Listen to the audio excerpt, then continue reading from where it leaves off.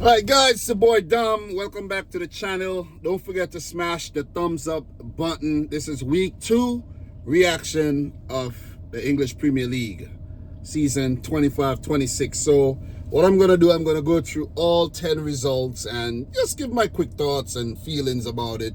You know, not going to be super long or anything. And I'm also not going to be able to remember every single thing, because I did not make notes about all the injuries and so on and so forth. But Saka did get injured, and you know, that's key. Ryan Aït-Nouri got injured for City as well. That's, you know, kind of key. But most importantly, Bukayo Saka will be out for a little while. Kai Havertz will be out for a little while. So let's talk West Ham 1, Chelsea 5. Not a good start for West Ham. I think they lost their first game, if I'm not mistaken. You know, guys, my memory is becoming very horrible. I can't even remember what happened last week, to be honest. You know, but last week, West Ham did lose 3-0 to Sunderland. So not a great start for the Hammers here. And Graham Potter is already under a lot of pressure.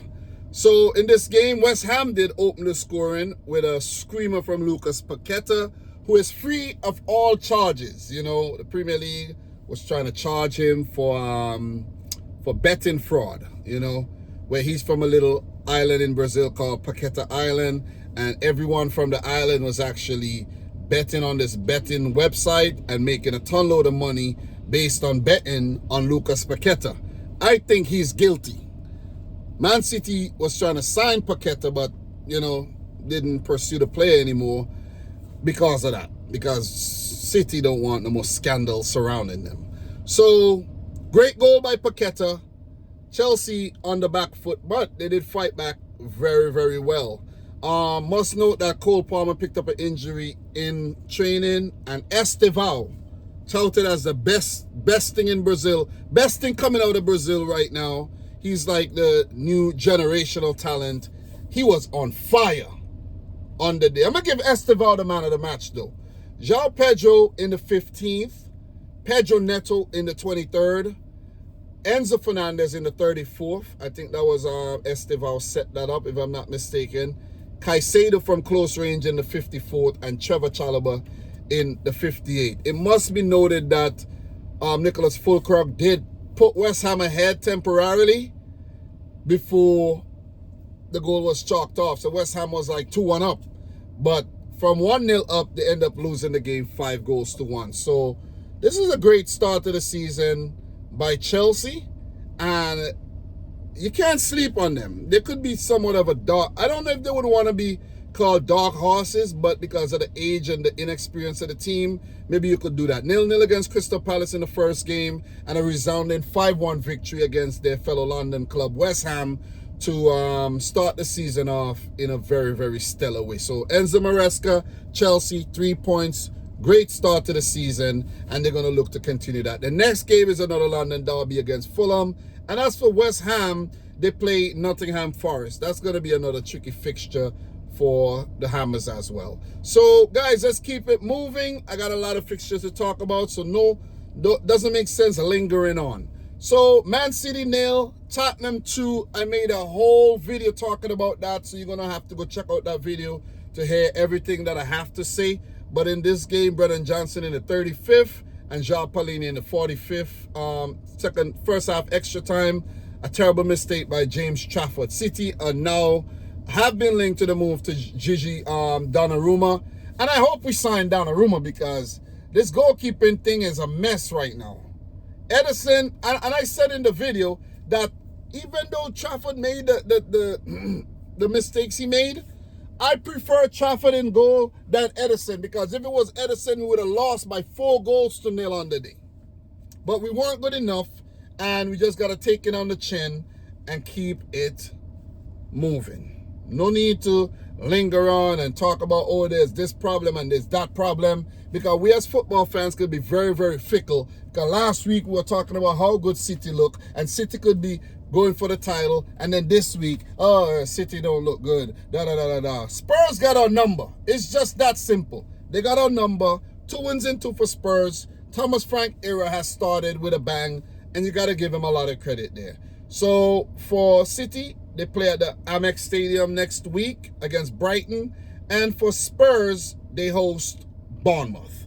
So we're going to keep it moving. Go check out the other video talking about that City game. Bournemouth 1, Wolverhampton Wanderers 0 in this game. Marcus Tavernier scored very, very early in this match in the 4th minute. Good goal. And Tati Gomez got sent off in the 49th minute there for denial of a goal-scoring opportunity, I can recall. And Wolves, you know, they never found their feet in this game and lost. So they were outplayed. 14 shots to 6 by Bournemouth. So you got to give Bournemouth a whole lot of credit here. They lost a lot of players, and Andoni Iraola have to, you know, put on his chef hat and cook up something delicious here. So they brought in Ben Doak from Liverpool. They brought in Amin Adli from Bayer Leverkusen. Justin Kluivert is fit again. There's a few more players I could mention, but those are just a few to talk about. Let me see. Yeah. So Trufe and Diakite now part of the defense. Georgi Petrovic as well. These guys deserve a lot of credit because Bournemouth, even with losing Huysen, Kirkej, and Zabani, and even I think they lost their goalkeeper, if Kepa, Bournemouth are still doing really good. And also, they actually lost Dango Ouattara, who went to Brentford. So they're losing players left, right, and center. But look, it's a game. It's a game. Can't deny that. It's a game. Just go out there and get another player. Because you make money, go out there and get another player. But Wolves, not off to the best of start. So, you know, what's his name? Vitor, I think the manager's name is Vitor Pereira, right? Yeah. Vitor Pereira, he got his work cut out for him. And that's 2 losses in their first 2 matches this season. So, not good. Not a great start for Wolves. So, for, let me see. For Wolves, their next match is against Everton, who had a really good weekend. And for Bournemouth, they play Spurs. Let's keep it going, man. Let's keep it going. You got a lot of games to talk about, and I don't plan to linger too much at all these games. So, Burnley 2. Scott Parker's Burnley 2. Sunderland 0. So, Sunderland started well last week with a really good win against West Ham. You got to give them credit for that. But consistency, not there. And, damn, didn't I mark? I thought I did mark that. But, yeah. The consistency, not there, and they lost this game. But a lot of the results were kind of lopsided from last week, where a lot of the teams that lost last week actually won the game this week. And, you know, some of them didn't win at all. But still, Josh Cullen, who's now the club captain in the 47th minute, and a really good breakaway goal there for Jaden Anthony in the 88th minute there to give Burnley a resounding 2-0 victory. Great start there. So this is one that I'm not going to linger too much on, but these are 2 newly promoted teams. And for Burnley, that's a 6-pointer. And they did what they had to do to pick up 3 points. When they play Leeds, they would feel like they have to do the same as well. Get the 6 points that you need to get. When it's available, get it. Because you're going to meet teams like City and Liverpool, Arsenal, Spurs. You know, that's going to knock you down. Maybe not Spurs. But yeah, maybe the Spurs now, but not the Spurs of yesteryear. But take the 3 points when it's available to you. So in terms of the next matches for these teams, for Burnley, they play United at Old Trafford. That's 3 points for the taking, right?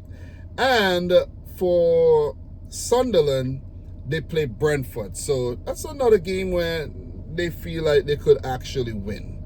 So I didn't watch all of the matches, but I did watch highlights for all the games, just so you know. So up next, guys, we have, let me see, Brentford 1, Aston Villa 0. Aston Villa, they have been rather lackluster to start the season. Ouattara in the 12th minute. That's why Brentford signed him up. Another really good forward there, hoping to actually survive under their new manager. I gotta remember his name, man.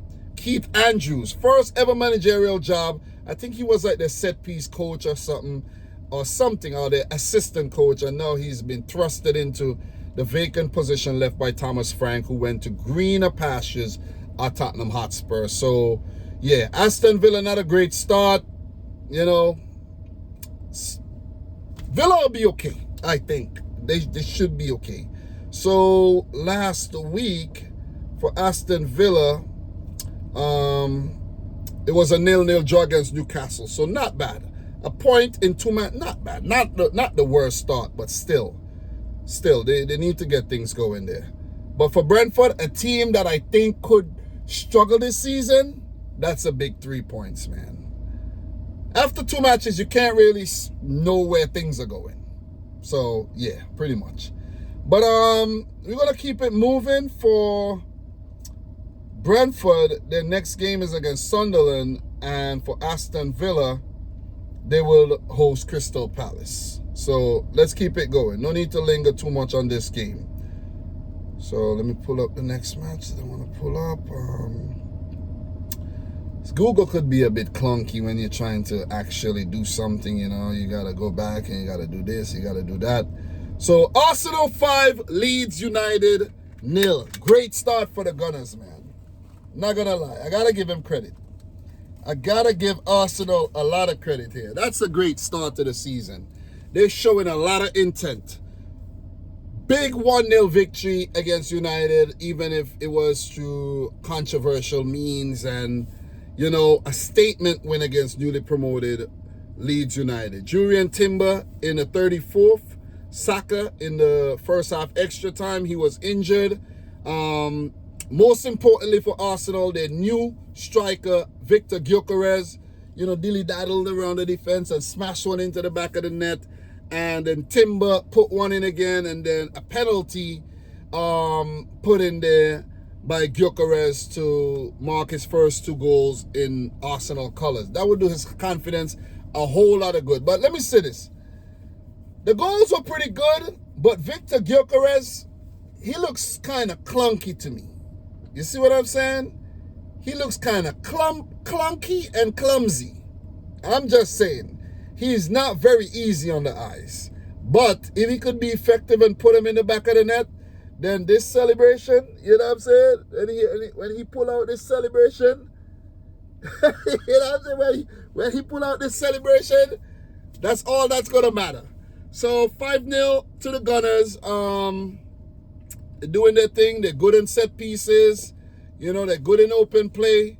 But a big loss would be Bukayo Saka, Kai Havertz injured. They'll get him back, but Arsenal got to learn to cope without Saka. One of the talking points of this match was the youngster, Max Dowman. He came off the bench and he looked good. You know, Max Dowman is definitely one for the future. Arsenal would want to hold on to him and actually have him as part of their first team fixture, just like they did with Nwaneri and Miles Lewis-Skelly. Guys, if you haven't yet smashed the thumbs up button, make sure you do so. Got to talk about the big Liverpool win coming up pretty soon. Smash up the thumbs up button, man. But for Leeds, they've made a lot of signings, bringing in like Noah Okafor, Lucas Mecha, you know, Sean Longstaff, Jacob Bijol. You know, they brought in a lot of players. Just to name a few. Let me see who else I could actually name. Anton Stach. You know, who else did they bring in? I think the goalkeeper Perry is new as well.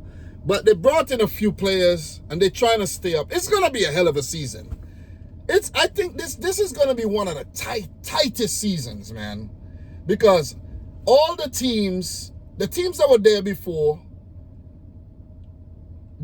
some of them didn't do like a lot of business, but they're going to be okay, I think. And then the newly promoted teams have put in a lot of effort, so it's going to make things tight. I think it's going to be like 5-6 teams down towards the bottom of the table fight in a relegation scrap. That's just what I think. You know, so yeah, big win for the Gunners. They starting the season off right, and for them, they just need to continue. This might be their year because remember, for the last few seasons, they haven't really done too well in August. You know what I'm saying? So if they could have a perfect August, it could be a perfect season for the Gunners. So in terms of Arsenal, I think they play United next week, if I'm not mistaken. Liverpool. Arsenal will play at Anfield next Sunday. That is going to be a hell of a game. They will be without Bukayo Saka. But let's see how they do, man. And for Leeds United, they play again. They host Newcastle. Need some water here. Yeah. But really good win for the Gunners. You know, good start. They look good. Obviously, there's things that they need to work on and everything, but they look good. Goalkeeper Raya, I remember he pulled off a big save in this game. So they're doing well. They're doing well. So next up, guys, we got, let me see. I got 4 more games to talk about. Let's run through the next couple matches really quick. Crystal Palace 1, Nottingham Forest 1, Sa in the 37th, Callum Hudson-Odoi in the 57th minute, point apiece for both teams there. I think that's a good point for each of these teams. Palace still looking to bolster their team. Then they've been linked to Jeremy Pino. It'd be nice if they get him. Eze went to Arsenal, by the way, so that's a big acquisition there by the Gunners. So for Palace, their next game would be against Aston Villa, and for Forest, they host West Ham United. Don't want to linger too much on that game. Fulham 1, Manchester United 1. This is a team that United have been beaten over the last, I think, 8 seasons or something. The last 8 times they went to Craven Cottage, I think they won, and they couldn't win on the day. Rodrigo Muniz own goal in the 58th minute. A Lenny Yoro header onto the player's back, into the back of the net. Bruno Fernandes even had a penalty that he skied. So United could have, been way ahead. And Emil Smith-Rowe coming off the bench to score in the 73rd minute. So another super sub here for Marco Silva have done the job on the day. And that's 2 points in 2 matches for Fulham, which is pretty decent to start the season off, because we know that Fulham was a yo-yo club. They would come up, they would do really well in the championship, and then when they come to the Premier League, they'll be everybody's like punching bags. But not anymore. For United, listen, for United, man, let me see, I hope this thing, what the hell is up with this thing? This thing is bugging out.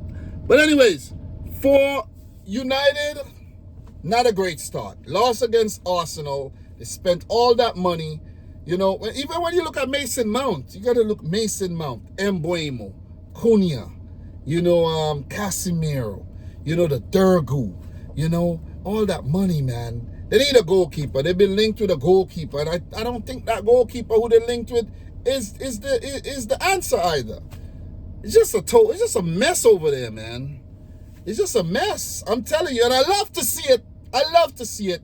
So for United, their next game is against, let me tell you, Burnley. They host Burnley. So, as I said, 3 points up for the taking, Burnley.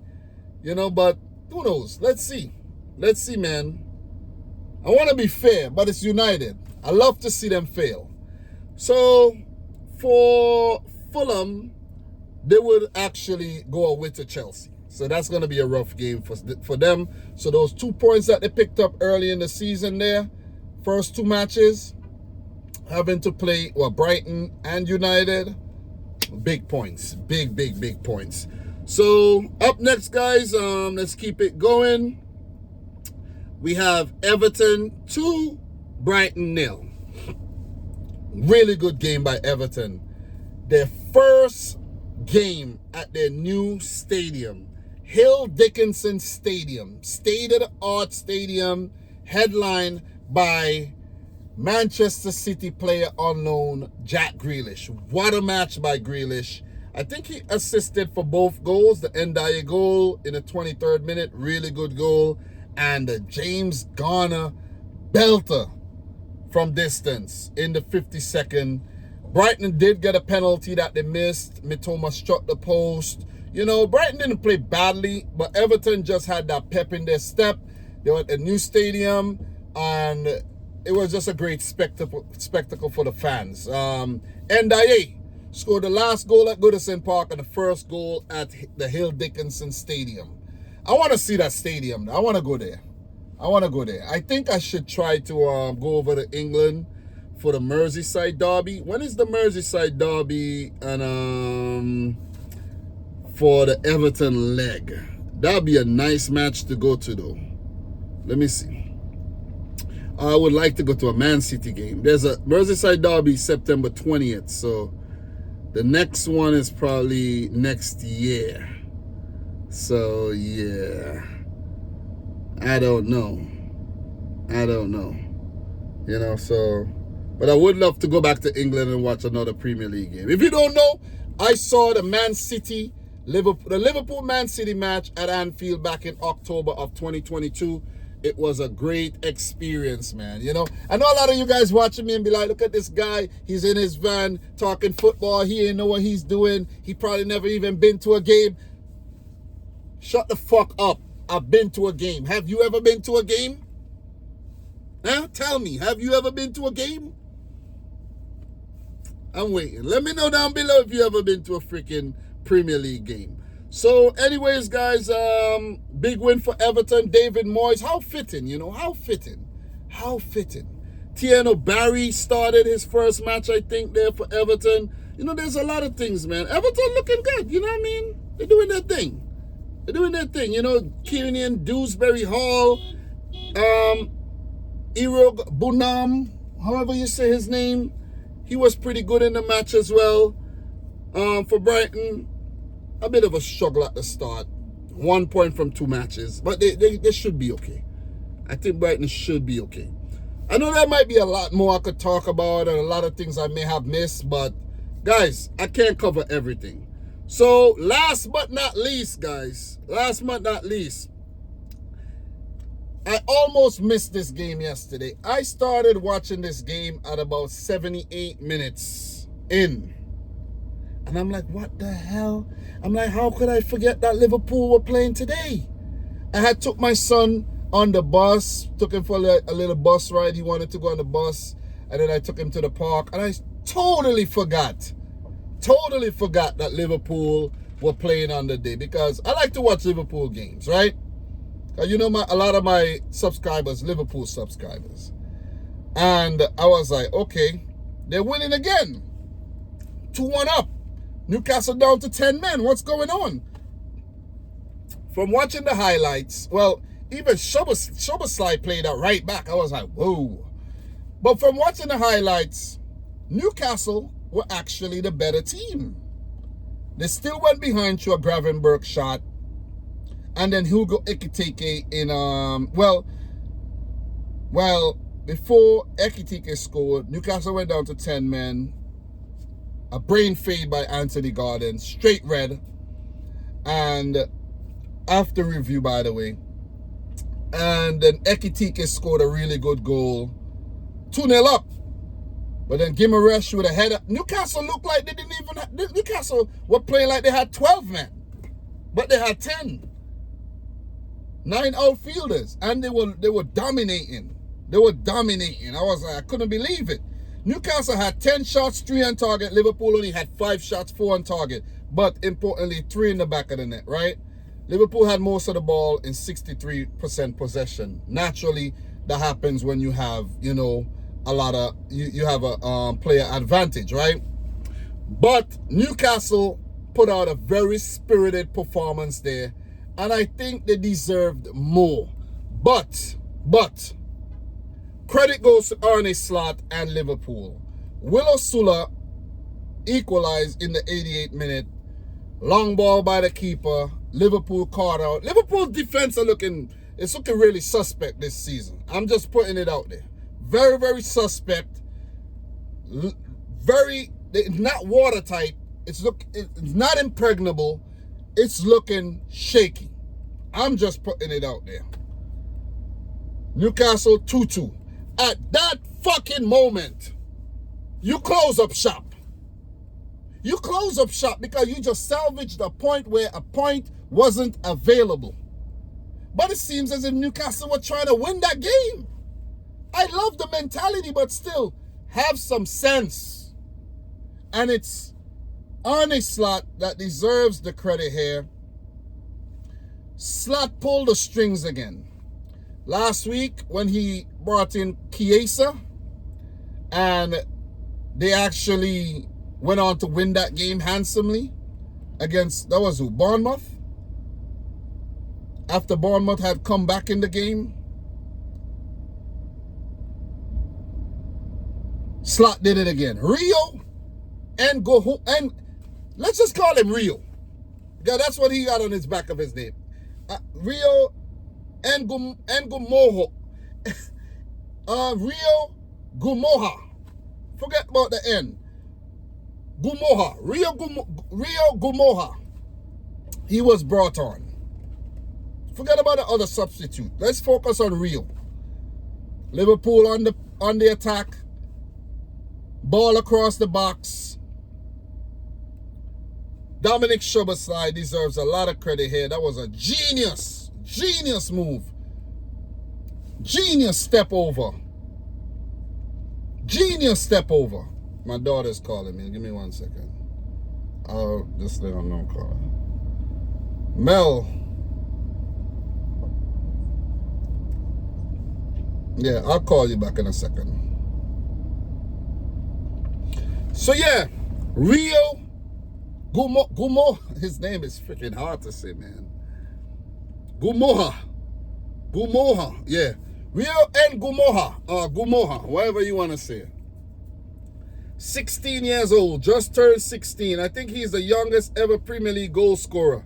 Smashed it in for a 3-2 victory for Liverpool. It doesn't matter what happens, Liverpool always find a freaking way to win.